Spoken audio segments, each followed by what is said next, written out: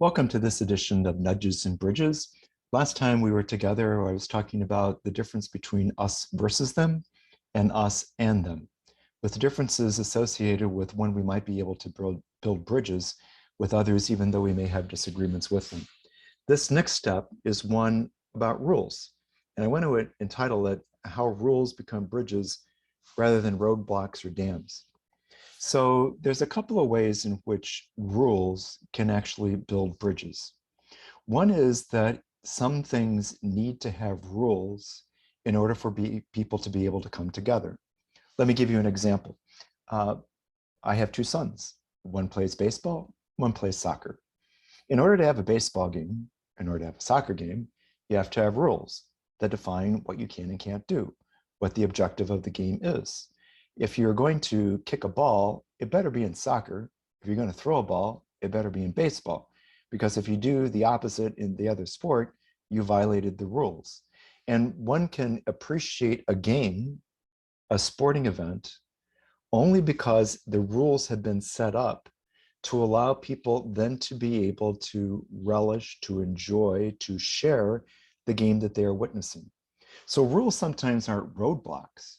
Rules sometimes are what is necessary in order for there to be something that we can enjoy together. In other words, to become a bridge. That's one way in which, when we think of rules, there's different ways to think about it. And this is one way that rules can actually help us create the bridges. What are the rules that then allow us to be able to work together? What are the rules that allow us to be able to play together? What are the rules that allow us to be able to play music together? I mean, all these cultural artifacts are based in some sort of rule making. Our workplaces are some sort of a rule making that once we know them, that sets the foundation for what the next step is. That's one kind of rule, or one way in which rules can help us build bridges. There's another way too. I remember way back when I was in law school, which is becoming a very long time ago. We're measuring it in multiple decades now as opposed to years. But I was working on my senior thesis at the time, and I was in the depths of the law library at Northwestern Law School.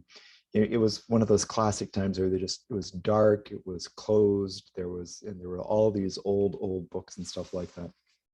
And I came across a book by a French lawyer, and he was called a lay theologian. In other words, he didn't have his PhD, but he wrote a lot about theology and religion. It was called The Theological Foundation of Law. And I'm not going to go through all of that. It was very complicated articles or book, and some of which I agree with, some of which I didn't agree with. But one of the things I thought was interesting in it was this guy, Jacques Ellul, came up with a typology of how law develops. And I'm not saying that this is right, but it's going to get to a point. He says that in its origin, all law is religious, that the people who are the religious shaman, the person who are the lawgiver are all the same people. There's one and the same. Gradually, they become separated so that there's separate tasks for the political and the religious. But there is kind of a unanimity of people understanding spontaneously what the laws were. They don't need to have it educated. They don't need to learn the rules. They just kind of understand through osmosis and culture. That's stage two. Stage three, though, is when you have professors and legal jurists and judges and things like that to try to pinpoint what the particular salient points or the most important points of the law is, and then to kind of construct a rational order of the law. And he said the challenge there is that the law starts to become specialized and becomes something apart from the lived experience of the people who are living in the community. And then part four, he says, is when things kind of break down, that law is viewed only as the purview of the rich and who are able to pay the lawyers what they need to do in order to have the law manipulated to their benefit. Now, and for him, what he called spontaneous natural law, which is a different understanding of law than we would understand with natural law philosophically, is in that second stage where people just kind of understand it. Now, there's some critiques of that. There's a lot of critique of that. One is that it doesn't allow for an awful lot of diversity, if that's what the case is. But there is a point, and I don't know if it's historical analogy, if I'm going to buy all of that or not, but there is a point where I think that we can all identify that if the rules aren't part of what our experience is, that we understand why they're there, then they can seem to be foreign to us. They can seem to be not part of us. They seem to be arbitrary. And so one of the ways that you correct that, say within a workplace, is that if you give people the opportunity to participate in the rules that they have to obey or they have to be a part of. And so to the extent that you have, or people have voice in making rules, they're much more likely to understand the rules are, which means that they're probably going to have better buy-in of what they are. And in that case, they become bridges for how to interact with others.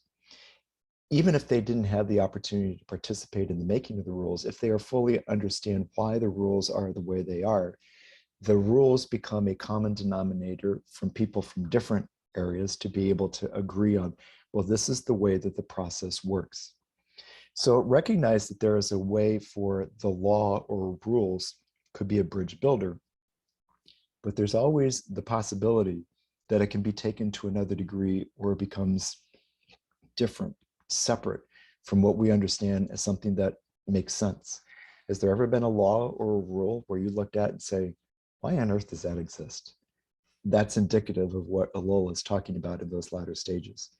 But again, there are possibilities for rulemaking and for laws to be bridge builders, both in the sense of setting up a process which people think are fair, that they had a voice in, they had an understanding, and also to create the foundation for people to be able to interact with each other, whether it's in the workplace, whether it's in the soccer field or the baseball field, so that they have the foundation so they can then engage in something that they do together.